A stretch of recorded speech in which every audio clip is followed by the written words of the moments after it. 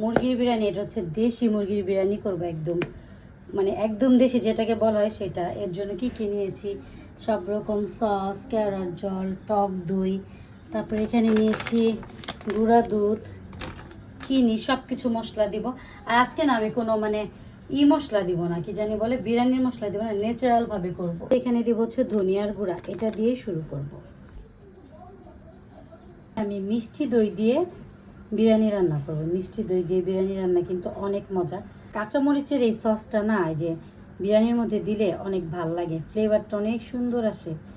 তো খুব বেশি পরিমাণ দিব না, এখানে আমি 2 চামচের মতো দিয়ে দিলাম।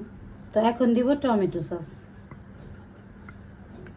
এখানে সব কিছু দেওয়া হয়ে গেছে, এখন আমি ভালো মতো মিশিয়ে ম্যারিনেট করে রেখে দেব 1 ঘন্টার জন্য।